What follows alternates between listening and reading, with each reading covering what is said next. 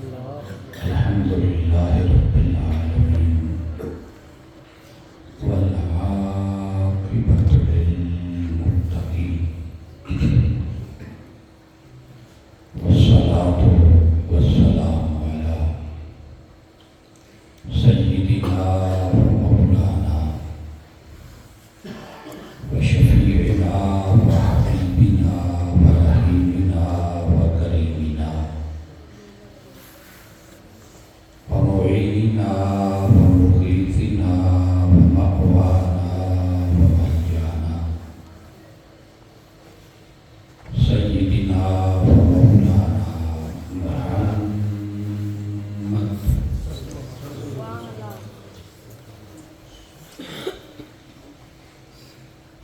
وعلى آله الطيبين الطاهرين وأصحابه الهادين المهديين وأولياء أمته وعلماء ملته وصائر أمته أجمعين أما بعد فأعوذ بالله من الشيطان الرجيم بسم الله الرحمن الرحيم فيها يفرق كل أمر حكيم أمرا من عندنا إنا كنا مرسلين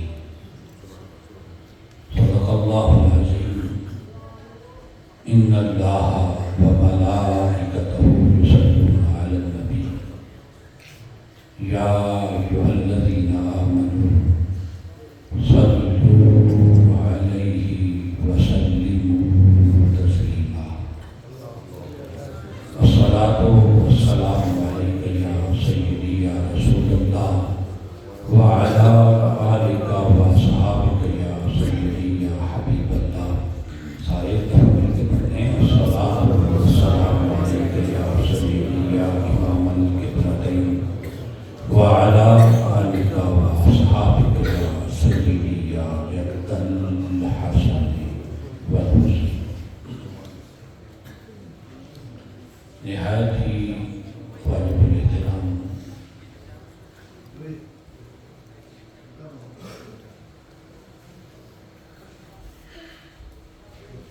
میرے مشفق و مہربان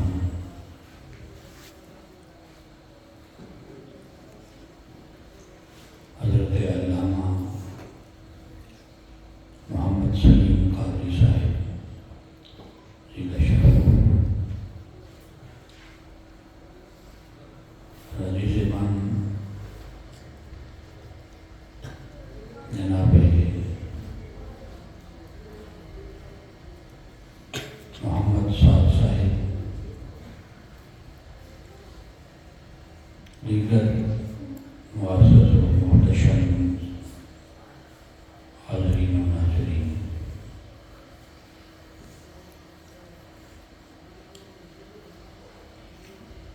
آج ہم سب کی خوش نصیبی ہے کہ ہم اس بابرکت رات میں رب ذوالجلال کے حضور حاضر ہیں۔ رب ذوالجلال ہماری کوتاہیوں کو اپنے کمال کرم سے معاف فرمائے اور آپ اپنے خاص فضل اور رحمت سے حصہ وافر عطا فرمائے۔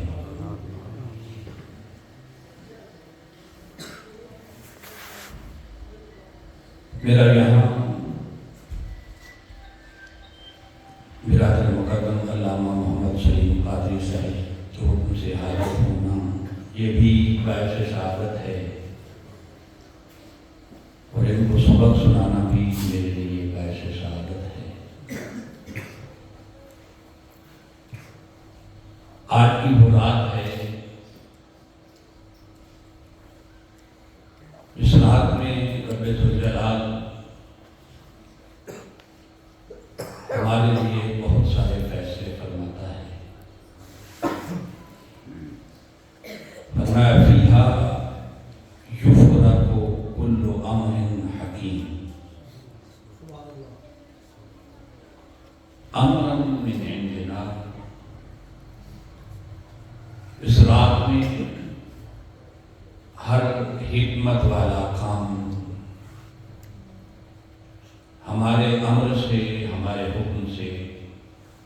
تقسیم کیا جاتا ہے، بانٹا جاتا ہے۔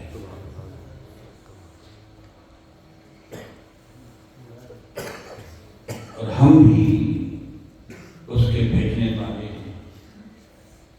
اس کو تھوڑا سا ٹھیک کرنے ذرا آواز ٹھیک ہے۔ میں چاند ایک حدیث اس حوالے سے آپ کے گوش گزار کر کے اپنی گفتگو کو آگے لے کے چلنا چاہوں گا۔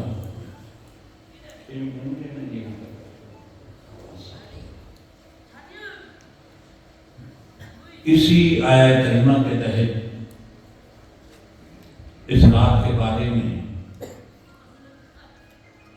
تفسیر قرطبی میں حضرت اکرمہ رضی اللہ تعالی عنہ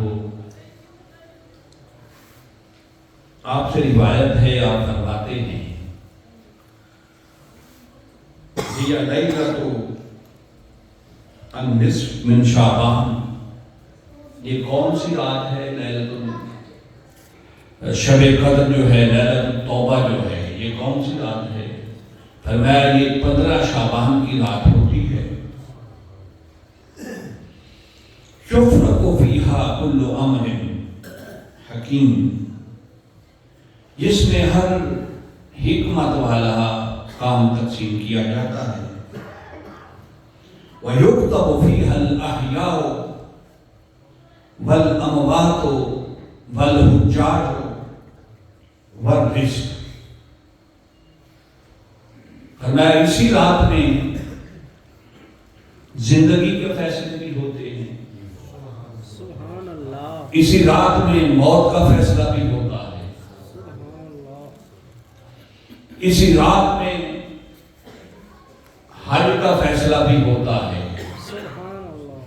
اور اسی رات میں رزق کا فیصلہ بھی ہوتا ہے۔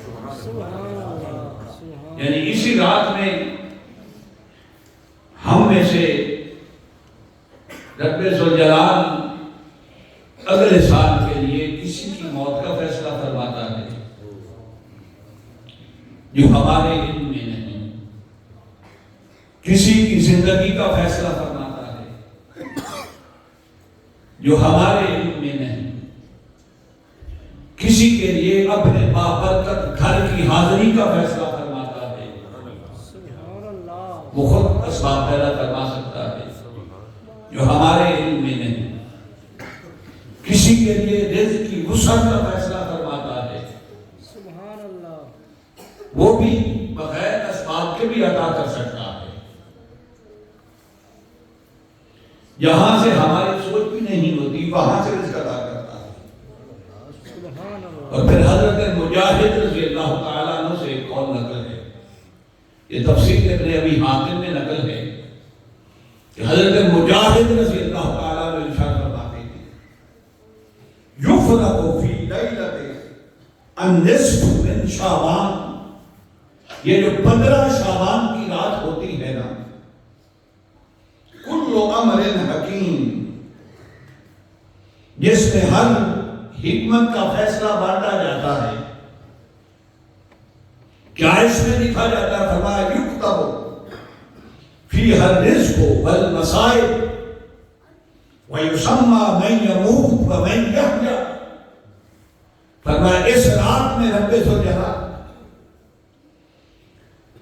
رزق کا فیصلہ بھی فرماتا ہے کہ کسے کتنا رزق عطا فرماتا ہے، اس رات رب ذوالجلال مصائب اور پریشانیوں کا فیصلہ بھی فرماتا ہے، سبحان اللہ، اس رات رب ذوالجلال ہمارے لیے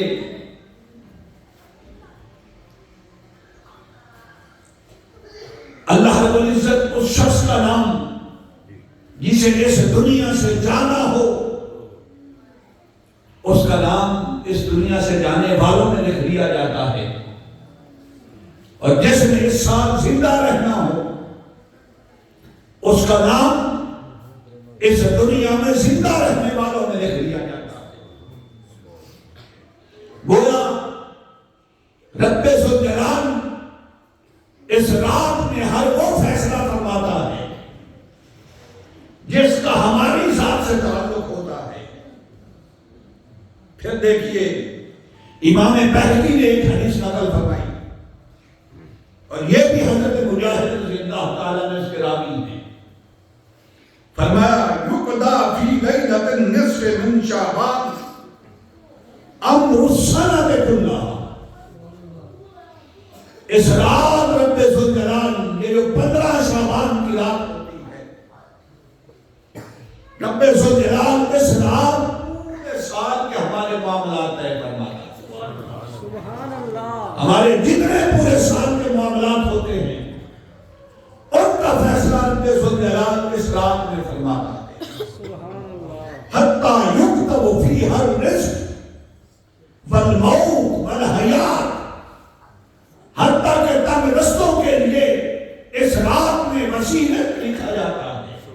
سبحان اللہ، جتنی مہلت رب ذوالجلال نے دے رکھی ہوتی ہے، اس سال میں کئی لوگوں کی موت کا فیصلہ ہوتا ہے، کئی لوگوں کی زندگی کا فیصلہ کیا جاتا ہے۔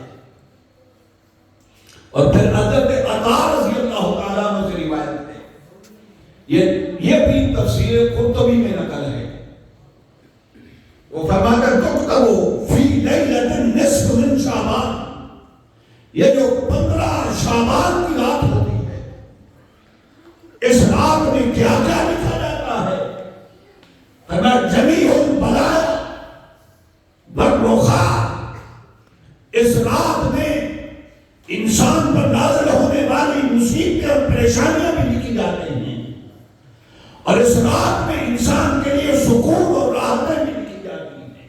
سبحان اللہ، پھر فرمایا وما یکون فی السنۃ الا مثلھا، فرمایا اس طرح کی مثل کتنے سال میں انسان سے متعلق کام ہوتے ہیں، رب ذوالجلال وہ ہمارے لیے اس رات فیصلہ فرما دے گا۔ سبحان اللہ، سبحان اللہ، اور پھر دیکھیے امام جلال الدین سیوطی رحمۃ اللہ تعالیٰ علیہ نے الدر المنصور میں نقل کیا،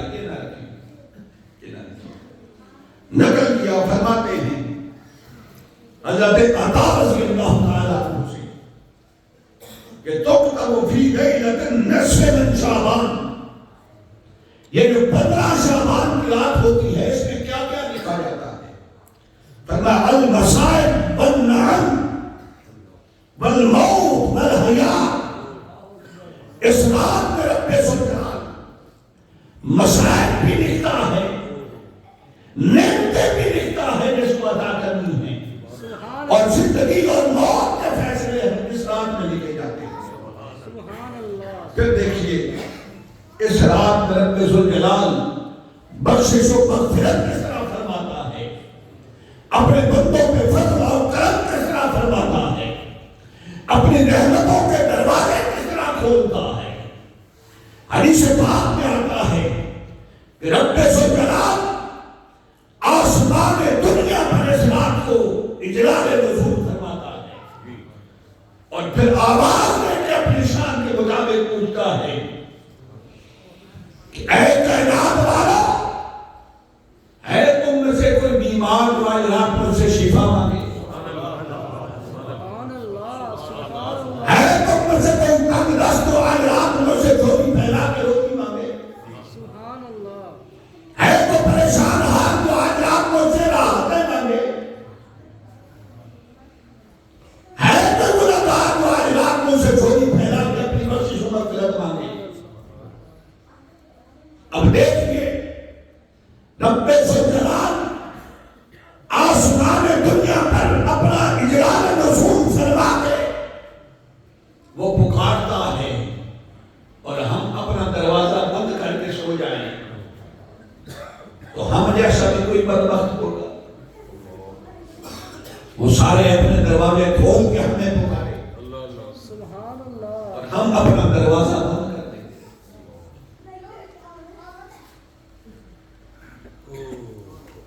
سبحان اللہ، دیکھیے میں عرض کر رہا تھا کہ رب ذوالجلال اپنے بندوں کی بخشش و مغفرت کس طرح فرماتا ہے۔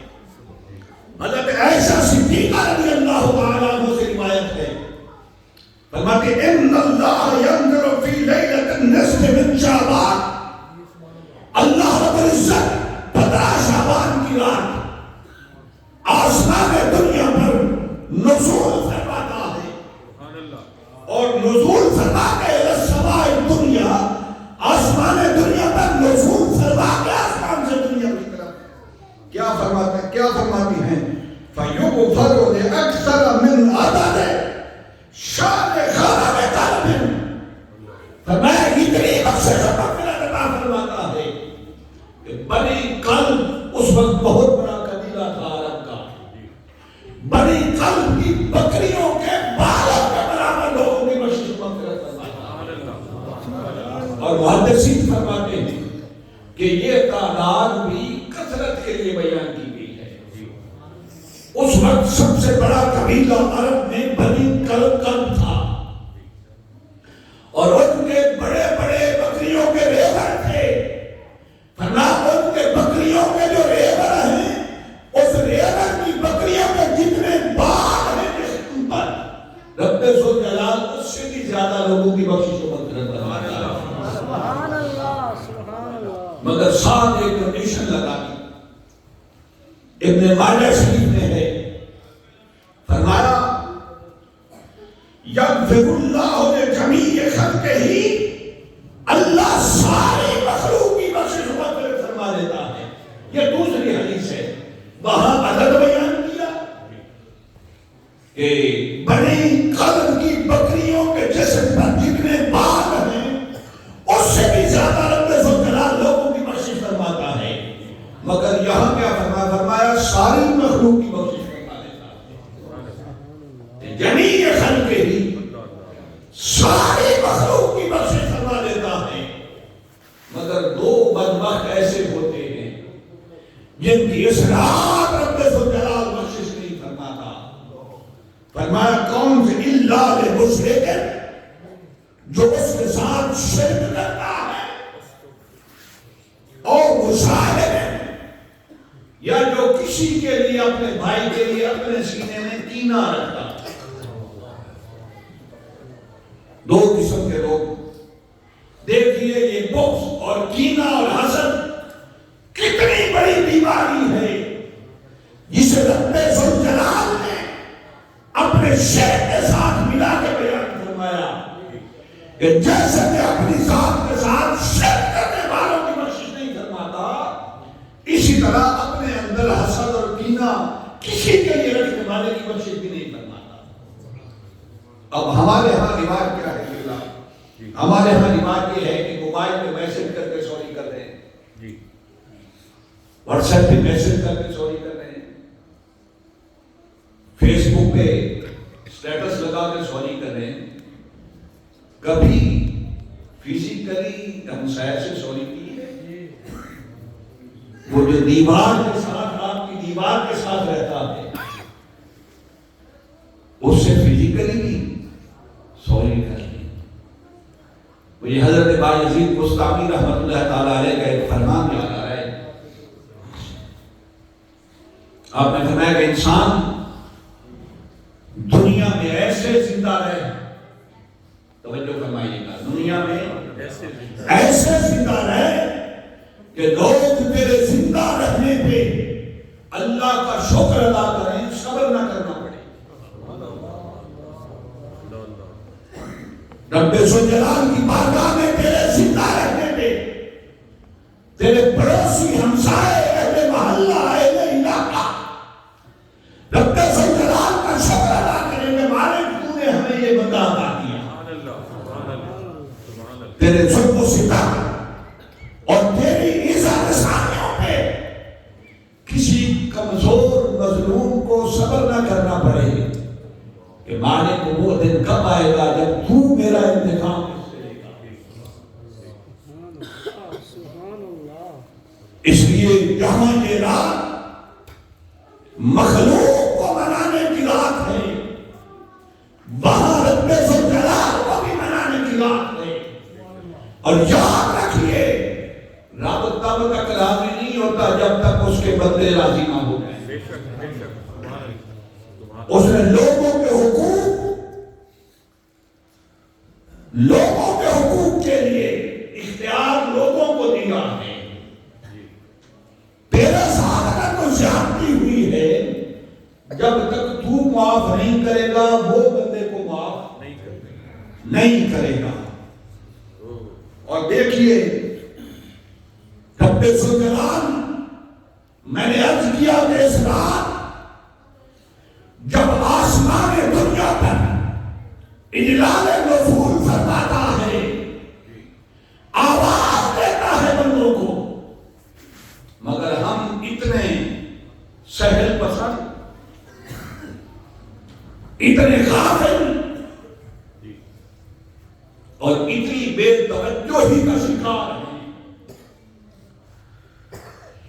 دنیا کا رنگ،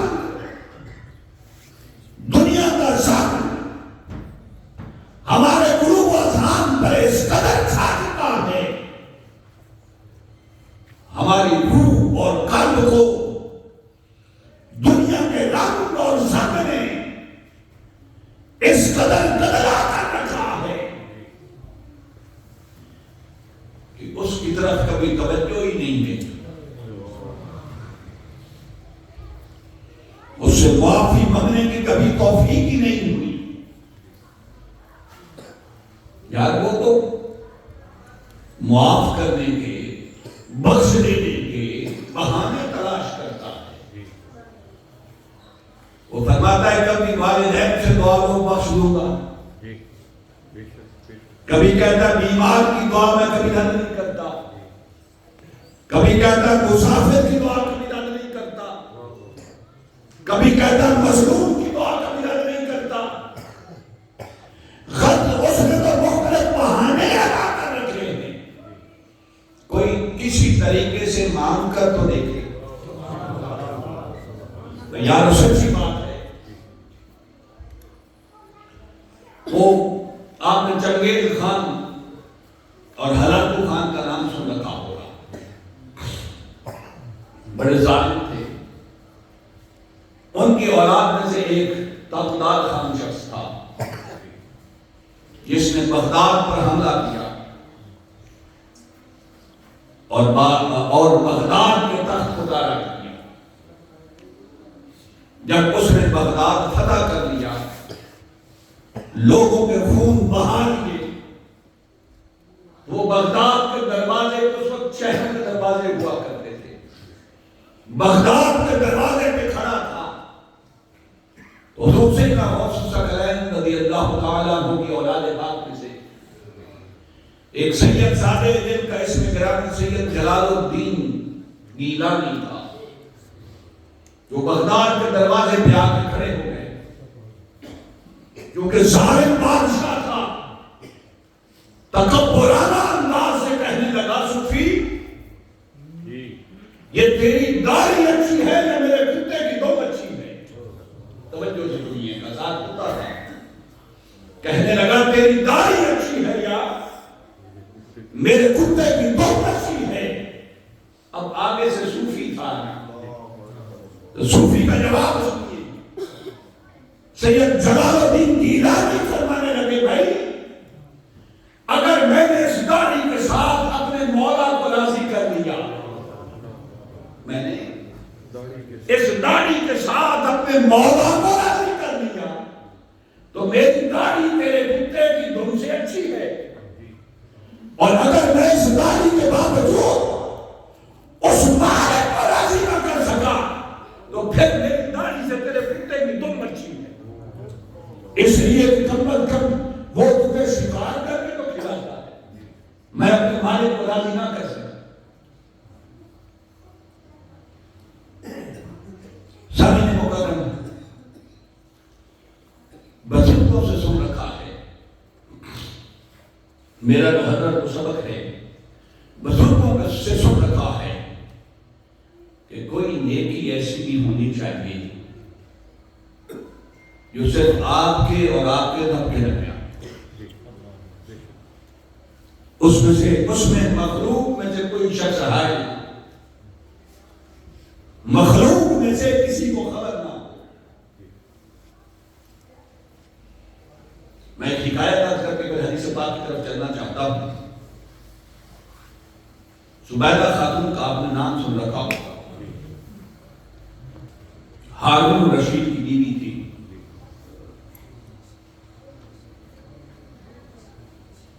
زبیدہ خاتون،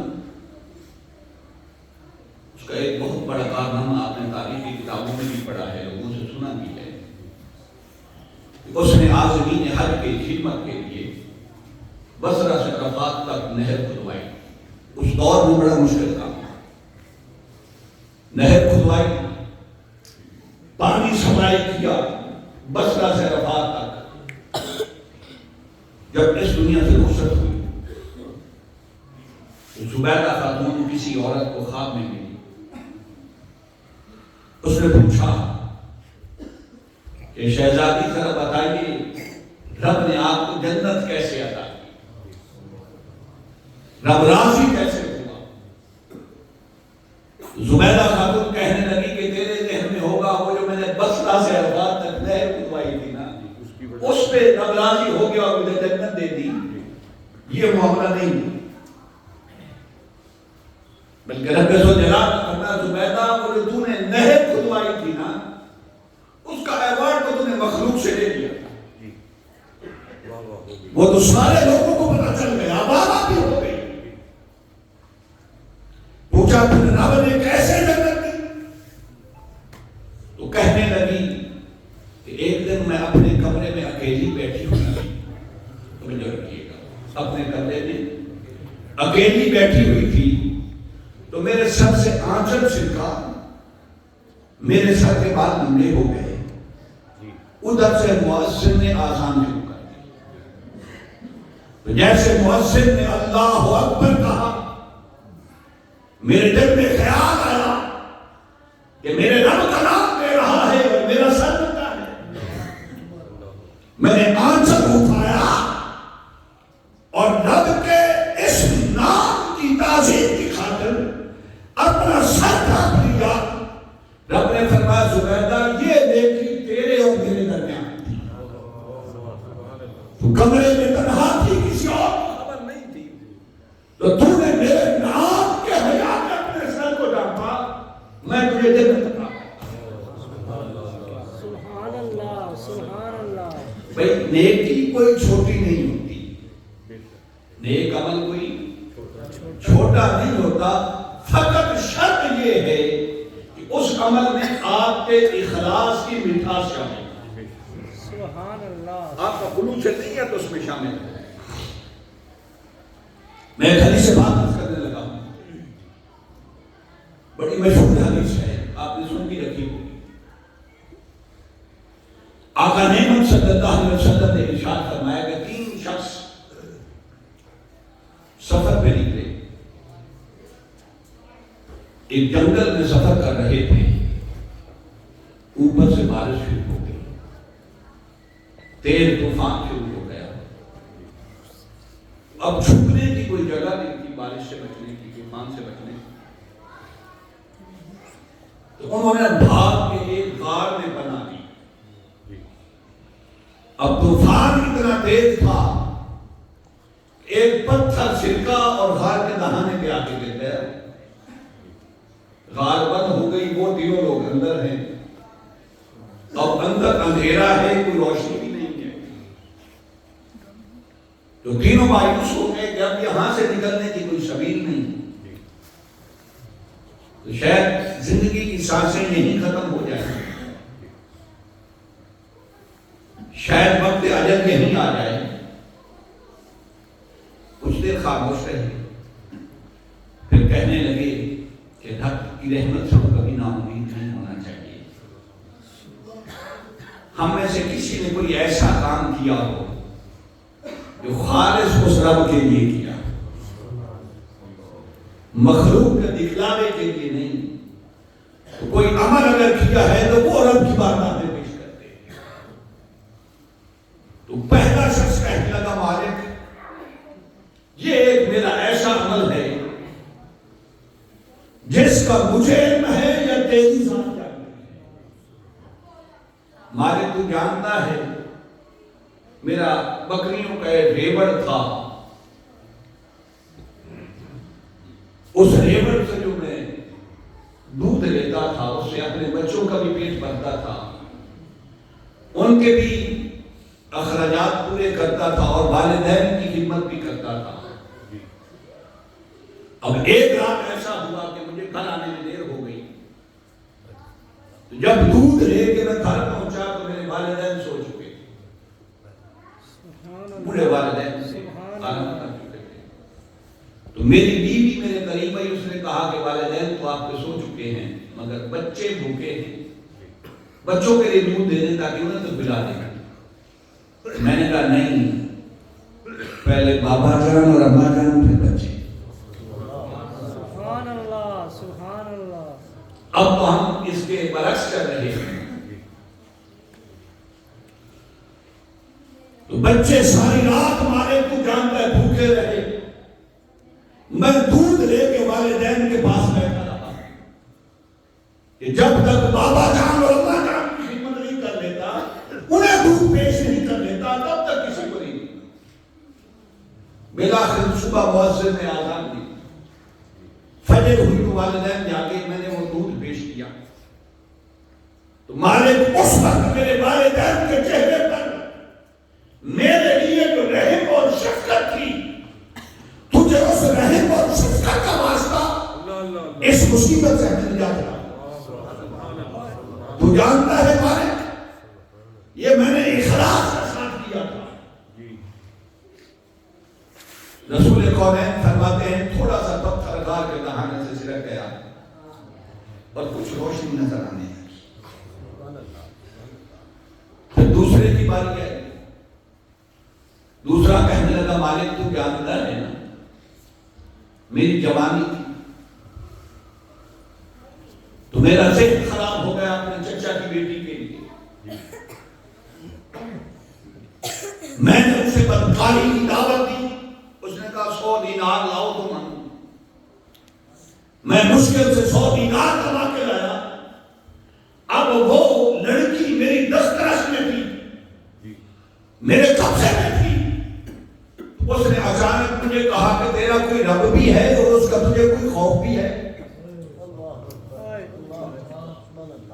تو مالک میری جوانی تھی، میں چاہتا تو اپنی خواہشات کی خاطر یہ سب کچھ کر سکتا تھا، مگر اس جن کی جوانی میں مالک تیرے خوف کی خاطر میں نے اسے چھوڑ دیا۔ یہ میری نیکی تیرے اور میرے درمیان تھی، اگر تجھے یہ میرا کام پسند ہے تو ہمیں اس مصیبت سے نجات عطا کرنا۔ پتھر تھوڑا سا اور سے لگ گیا۔ اب باری آئی تیسرے شخص کی، وہ کہنے لگا کہ مالک تو جانتا ہے میرا ایک غلام تھا، میں نے اس کو خدمت کے لیے کچھ چاولوں کے بدلے رکھا تھا کہ اتنی خدمت کرے گا تجھے اتنے چاول میں اس کے عوض یا اس کا بدلہ یا مزدوری کے طور پر دوں گا۔ جب اس نے اپنا کام مکمل کر لیا تو وہ مجھ سے کسی بات میں ناراض ہو کے چلا گیا، مزدوری وصول نہیں کی۔ اس کی مزدوری کے جو چاول بنتے تھے ان سے میں نے کاروبار شروع کر دیا، کاروبار کرتا رہا۔ توجہ سے سنیے گا، ہم کس ایمانداری کے دور میں زندگی گزار رہے ہیں۔ میرے اس نوکر کے جو چاول تھے ان سے میں نے کاروبار کیا، بہت سارے میں نے لیبر خریدے گاؤں کے، ساتھ کو چرواہے بھی دیے۔ ایک دن وہ مزدوری لینے واپس آیا کافی عرصے بعد، اس نے کہا میں نے اپنی خدمت کی تھی، وہ جو میری تھوڑی بہت مزدوری بنتی تھی وہ کدھر ہے؟ تو مالک میں نے کہا یہ سارے لیبر تیرے ہیں اور ان کے چرواہے بھی تیرے ہیں۔ اس نے کہا میں نے تو چند دن تیری خدمت کی تھی، یہ مزدوری میری نہیں بنتی۔ میں نے کہا نہیں، اللہ کی رضا کی خاطر جو اس وقت تیری مزدوری بنتی تھی اس سے میں نے کاروبار کیا اور یہ سب کچھ اسی کاروبار سے کمایا ہے۔ ہاں تو میں نے مزدوری کی وہ میں معاف کرتا۔ مالک تجھے اگر میری یہ نیکی پسند ہے تو ہمیں اس مصیبت سے نجات عطا فرما۔ پتھر غار کے بہانے سے ہٹ گیا۔ عرض کرنے کا مقصد یہ ہے کہ یارو کوئی کام ایسا بھی ہونا چاہیے جو فقط ہمارے اور ہمارے رب کے درمیان، اس میں میں کسی مخلوق میں سے کسی کا دخل نہ ہو، اس میں اخلاص کی وہ مٹھاس ہو کہ رب راضی ہو کے اسی ایک عمل میں موت کرنا ہے۔ سبحان اللہ سبحان اللہ۔ حضرت رابعہ بصری رحمۃ اللہ تعالی علیہ، آپ جب اس فقر کی رات میں آئیں تو ایک دفعہ اپنے رب سے ایک دعا کی جو میں آپ کی سماعتوں کی نظر کرنے لگا۔ عرض کرنے لگی مالک ایک چیز دنیا میں چاہیے اور ایک چیز آخرت میں چاہیے، بس اور کچھ نہیں چاہیے۔ مالک دنیا میں فقط اتنا چاہیے کہ میں فقط تیرے ذکر میں مستغرق رہوں، مجھے دنیا کا ہوش نہ رہے، مجھے اپنے سوا سب کچھ بلا دے، میں دنیا میں فقط تیرے ذکر میں مگن رہوں، اور جب اس دنیا سے رخصت ہو جاؤں تو تب بھی ایک چیز مانگتی ہوں، اور وہ یہ ہے کہ مالک تو میرے سامنے ہو، پورو قصور غلمان جنت وہ سارے چھوڑ کچھ نہیں مانگتی، بس تو میرے سامنے ہو اور میں تیرا دیدار کرتی ہوں۔ یار اس بارگاہ میں تو تھوڑی سی ندامت بھی کر دی جائے نا، تو اتنا کریم ہے، اتنا کریم ہے، اتنا کریم ہے، ہمارے گناہوں کی اتنی وسعت نہیں، اتنی اس کی رحمت کی وسعت۔ حدیث پاک میں آتا ہے کہ بنی اسرائیل میں سے ایک شخص کفن چور تھا، وہ یہ کام کرتا تھا کہ جب کوئی شخص فوت ہوتا تو جا کے قبر کھود کر کفن نکال کے بیچ کے اپنا گزر بسر کرتا۔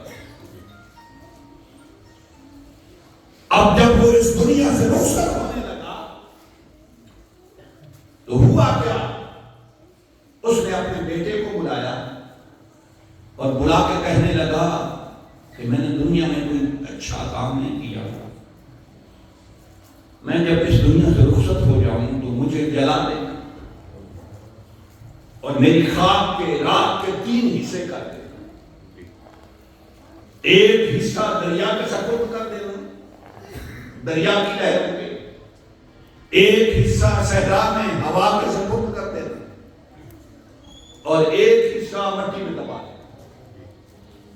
وہ بے شک قادر ہے مجھے میرے جرم کی سزا دینے پہ، مگر مجھ میں اتنی ہمت کا حوصلہ نہیں کہ مجھ مالک کے سامنے سزا کے لیے پیش ہو۔ اس شخص کے بیٹے نے ایسا کیا، جلا دیا، ایک حصہ دریا کو کر دیا، ایک حصہ صحرا میں ہواؤں کے حوالے کر دیا، ایک حصہ زمین میں دبا دیا۔ اب جب اس کے بیٹے نے سب کچھ کر دیا، امر الہی سے اسے اپنے اعمال کا جواب تو دینا تھا نا۔ رب ذوالجلال نے اپنے امر سے وہ صحرا میں جو حصہ اڑایا گیا، اس کی جو راکھ دریا میں بہائی گئی اور جو مٹی میں دبائی گئی، اس سب کو ملا کے اپنی بارگاہ میں پیش کر دیا۔ اور رب نے پوچھا، آقا فرماتے ہیں کہ ذرا بتا تو نے یہ کام کیوں کیا؟ یہ بیٹے کو وصیت کیوں کی تھی کہ تجھے جلا کے دریا بند کر دے، صحرا میں اڑا دے اور کچھ مٹی میں دبا دے؟ وہ کہنے لگا، مالک میں اپنے اعمال سے شرمندہ تھا اور تیرے خوف اور ڈر کی وجہ سے میں چونکہ تیری بارگاہ میں پیش ہونے کے قابل نہیں تھا، تو میں نے کہا کہ میرے ساتھ یہ سلوک کر دے۔ آقا فرماتا رب نے فرمایا، تو مجھ سے اتنا ڈرا، تجھے میرا اتنا خوف تھا، جا تجھے اس خوف کی وجہ سے بچ دیا۔ بات فقط اتنی ہوتی ہے اخلاص کے ساتھ اس کی بارگاہ میں 4 آنسو کو بہائے رکھے. حضرت انس بن مالک رضی اللہ تعالیٰ عنہ سے روایت ہے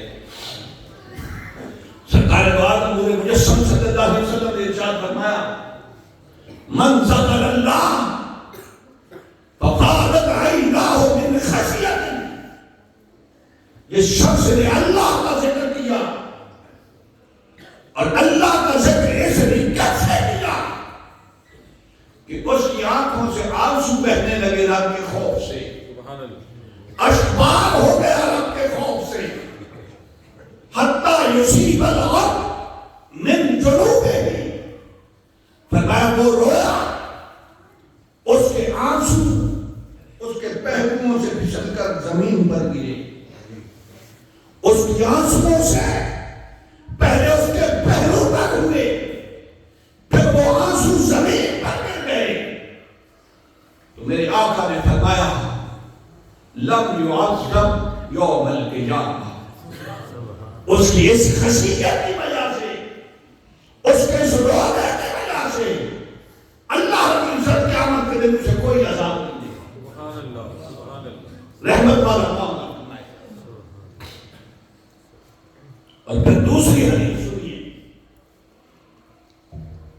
اس کے راوی بھی حضرت انس بن مالک رضی اللہ تعالیٰ عنہ ہے. فرماتے ہیں میں حضرت عبداللہ بن عمر سے بھی روایت ہے, فرماتے ہیں کہ میں حضور کی بارگاہ اقدس میں حاضر تھا مجلس میں. خطب رسول اللہ صلی اللہ علیہ وسلم, حضور نے خطبہ ارشاد فرمایا, خطاب فرمایا. تو حضور کے اس خطبے ارشاد فرمانے کے دوران مجمع میں ایک کالے رنگ کا شخص بیٹھا ہوا تھا. وہ اتنا رویا, اتنا گڑ گڑایا, اتنا گڑ گڑایا کہ ہم پر دقت آ گئی. تو حضور علیہ السلام نے فرمایا حیران کیوں ہوتے ہو, یہ اپنے رب کی بارگاہ میں اس قدر اخلاص کے ساتھ گڑگڑایا ہے, اس کے ارد گرد اتنے مومن جمع ہیں, اگر ان کے گناہ پہاڑوں سے بھی زیادہ ہوں تو رب ذوالجلال اس ایک شخص کے گریہ کی وجہ سے سب کو بخش دے. بڑے مجمع میں ایک شخص کی گریہ کی وجہ سے مالک سب کے حال پر رحم فرما لے.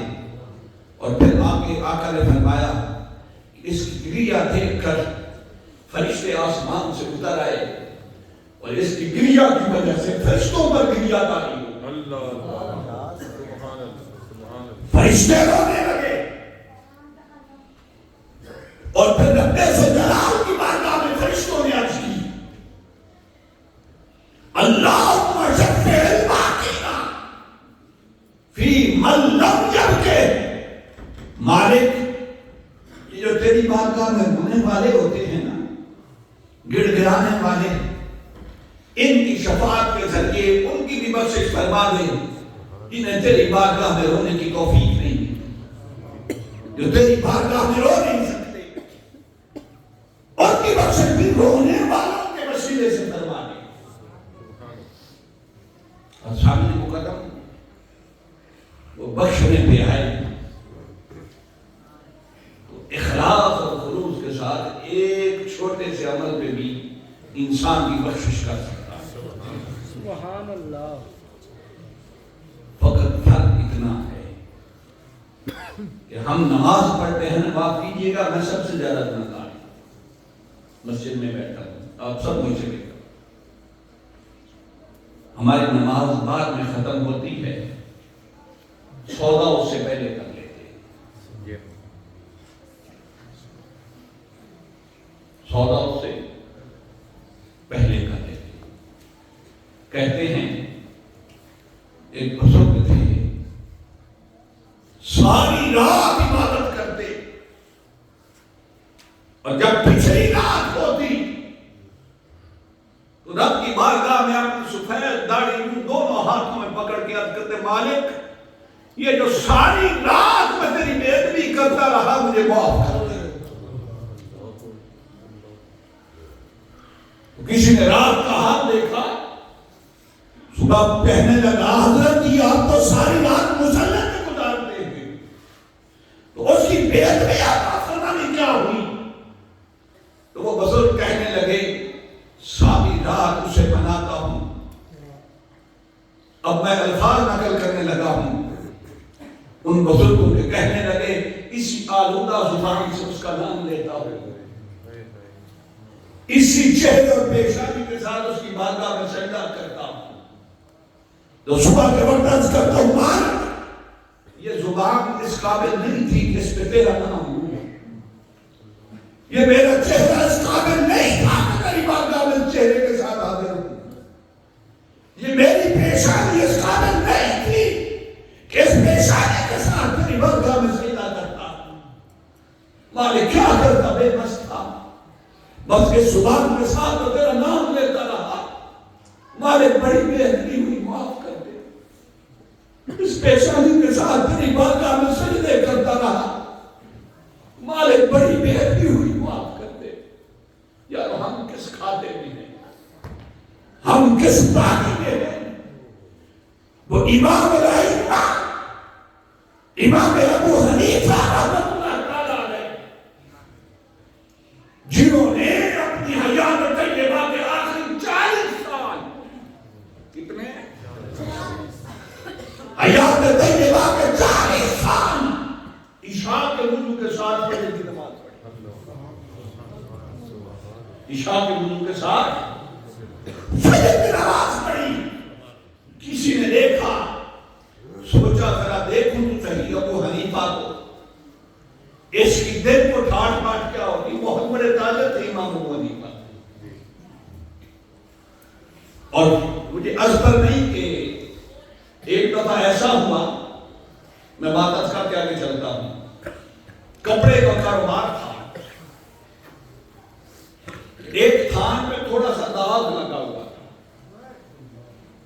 جو بندہ کاروبار کرتا تھا, جس کے ذمہ کام چلانا تھا, بیچتا تھا, جو ملازم تھا, اس کو کہا کہ جس کو یہ کام بیچنا ہے اسے بتانا ہے کہ اس میں داغ لگا ہوا ہے.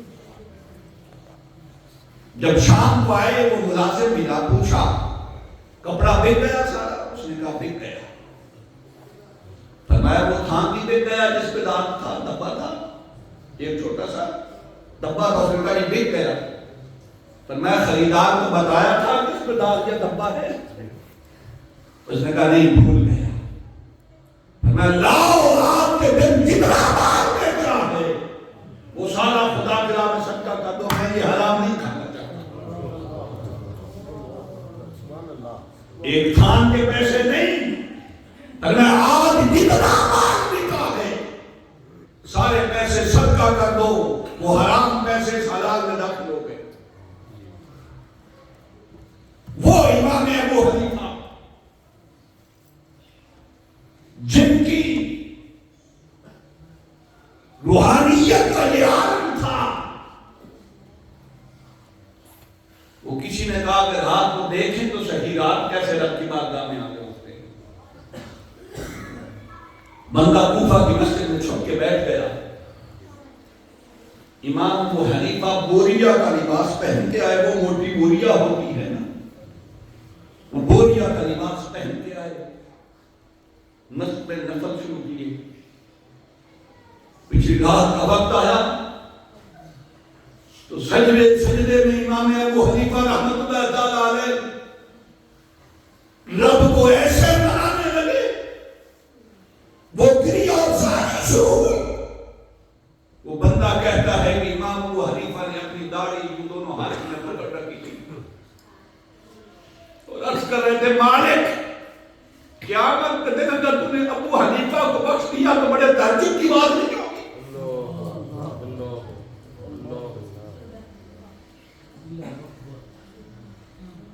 قیامت کے دن اگر تمہیں ابو حنیفہ کو بخش دیا تو بڑے تعجب کی بات نہیں ہوگی.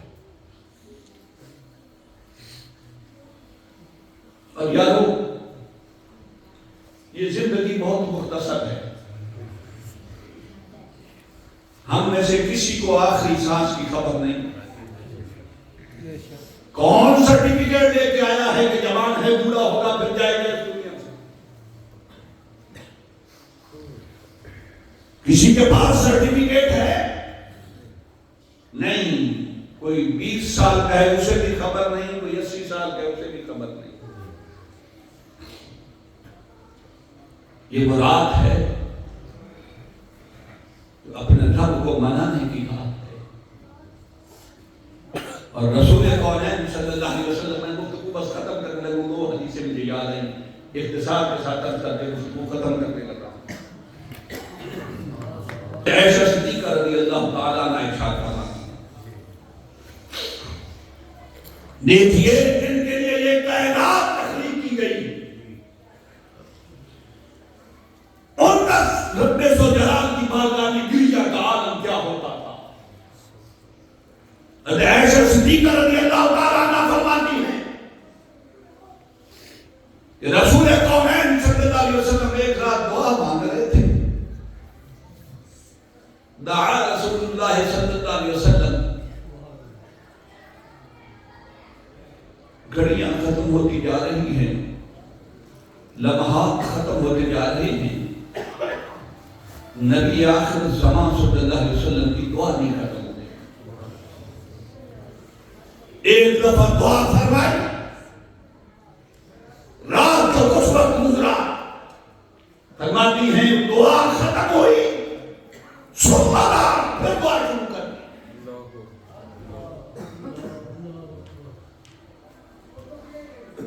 پھر کافی وقت تک حضور دعا فرماتے رہے. فرماتی دعا ختم ہوئی دوسری بار, رسول اللہ صلی اللہ علیہ وسلم تیسری بار میرے آقا پھر اپنے رب کو منانے لگے. پھر اپنے دستان مبارک دعا کے لیے کھڑے کیے. تو یارو اگر رسول کائنات صلی اللہ علیہ وسلم جن کے لیے رب نے ساری کائنات تخلیق کی ہے اور ہمارا عقیدہ ہے جن کے ابرو کے اشارے سے ہماری بخشش ہونی ہے, وہ امت کو سکھانے کے لیے رب کی بارگاہ میں اس طرح 110 سے پیش ہوتے ہیں. بیسیکلی تو ہمیں سکھانا ہے نا. تو کبھی ہم نے بھی حضور کے اس حکم سے کچھ خیرات کی. انس بن مالک رضی اللہ تعالیٰ عنہ فرماتے ہیں ایک دفعہ رسول کونین صلی اللہ علیہ وسلم مجمع صحابہ میں جلوہ گر تھے, تو میرے آقا نے دعا فرمائی رب اغفر لی وتوب علیہ انک انت التواب الرحیم. یہ محمد عربی صلی اللہ علیہ وسلم کے الفاظ میں مالک مجھے بخش دے, میری توبہ قبول فرما, میں سے تو توبہ قبول فرما دے. اور ایک بار میں انس بن مالک فرماتے ہیں ایک مجلس میں میرے آقا نے یہ دعا 100 مرتبہ کی.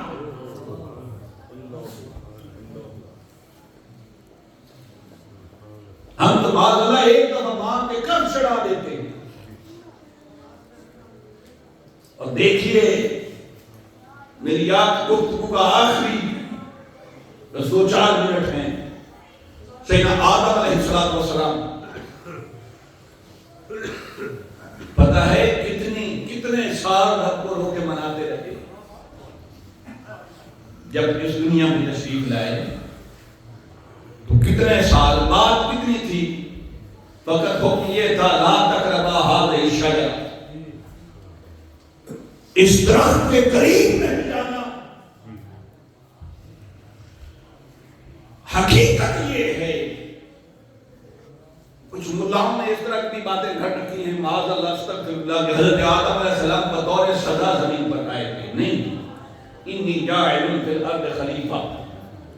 سیدنا آدم علیہ السلام کی تخلیق ہی زمین کے لیے ہوئی تھی, انہیں خلافت ہی زمین کی عطا کرنی تھی. مگر عشق اور محبت والوں کے انداز بھی اور ہوتے ہیں. ان کی اس بارگاہ کے ساتھ ایک جو تار ہوتی ہے وہ بھی اور ہوتی ہے. فَقَدْ لَا تَقْرَبُوا هَٰذِهِ الشَّجَرَةَ. پھر درخت کے قریب چلے گئے مگر گئے نافرمانی کے ذہن سے نہیں، بلکہ کیا قرآن خود کہتا ہے کہ شیطان نے قریب ہو کے کیا کہا تھا؟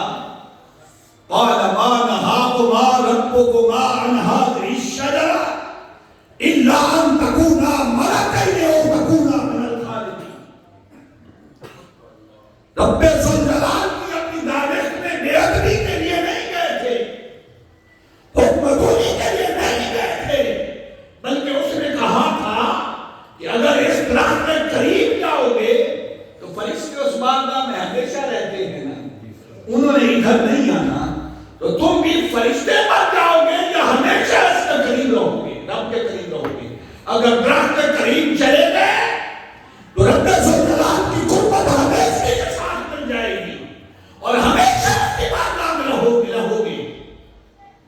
بس آدم علیہ السلام نے خواہش تو کی تھی، اصل میں رب کی قربت کی. مگر یہ محبت کے معاملات یا غور ہوتے ہیں. یہ محبوب چاہے تو فرقت میں رکھے، چاہے تو وصل میں رکھے.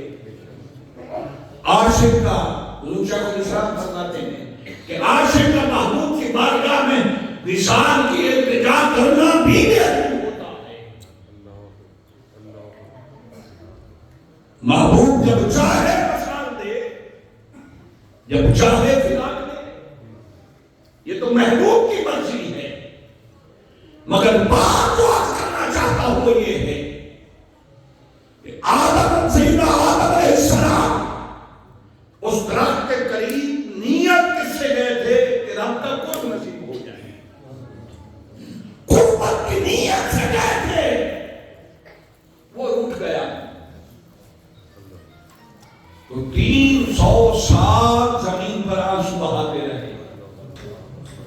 اتنا 300 سال زمین پر آنسو بہاتے رہے. وہ صوفیاء نے لکھا ہے کہ ایک دفعہ حضرت رابعہ بصری رحمت اللہ تعالیٰ علیہ بیمار ہو گئی تھی، بخار چڑھ گیا تھا. اب بخار چڑھ گیا اترتا نہیں، تو لوگ پوچھنے آتے کہ مائی صاحبہ بخار چڑھا کیوں ہے، اترتا کیوں نہیں، اتنا لمبا بھی کبھی بخار ہوا ہے. تو کسی کو کوئی بہانہ لگا دیتی، کسی کو کوئی بہانہ لگا دیتی. ایک دن حضرت خواجہ حسن بصری پوچھنے آئے. انہوں نے فرمایا بتانا پڑے گا کہ بخار چڑھا کیوں ہے اور اترتا کیوں نہیں. فرمایا کہ شکر ہے رب کا آج بھی محرم راز مل گیا، تو اس سے راز کی بات کر لیتے. کہنے لگی کہ حسن بصری ایک دن قرآن پڑھ رہی تھی تو قرآن میں جنت کا تذکرہ آیا. قرآن میں جنت کا تذکرہ آیا تو میں سوچنے لگی کہ جنت میں نہریں ہوں گی، باغات ہوں گے، محلات ہوں گے. بس خیال گیا تھا، اس سے جنت مانگی نہیں. کیا جنت مانگی نہیں تھی، بس دیرا جنت کی طرف گیا اور اٹھ گیا. اس نے کہا کہ رابعہ یہ محبت کے دعوے ہم سے، اور سوچیں جنت کی میری مرضی کہاں چاہوں گا. تو یارو سچی بات تو یہ ہے جو طریقہ ہمیں صوفیاء نے سکھایا وہ یہ ہے کہ اس کی بارگاہ میں سجدے کر کے رو کے گڑ گڑا کے صرف اس سے یہی مانگا جائے گا مالک تو راضی ہو جائے، مالک بس تو راضی ہو جائے. آخری نسخہ ہے، میں بات ختم کرنے لگا ہوں. ایک دن سیدنا موسیٰ علیہ السلام نے اللہ رب العزت کی بارگاہ میں عرض کی کہ مالک تو بندے سے کیسے راضی ہوتا ہے. آخری بات سنی کی اور بات ختم. میری گفتگو کافی طویل ہو گئی. عرض کی مالک تو بندے سے راضی کیسے ہوتا ہے. تو غیب سے آواز موسیٰ یہ بھی کوئی اوکھا کام ہے، مجھے راضی کرنا بھی کوئی اوکھا کام ہے. تو مالک کیسے تو راضی ہوتا ہے؟ فرمایا اذا وجدت قلبك راض عني فاعلم ان اللہ راض عنك.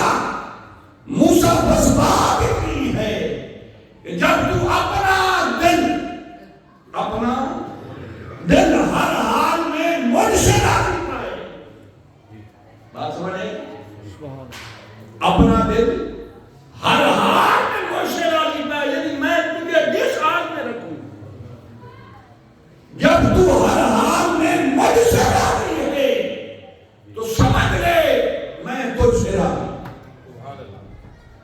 میں بس بات فقط اتنی ہے، اس دل کو ہر حال میں اس سے راضی رکھنا.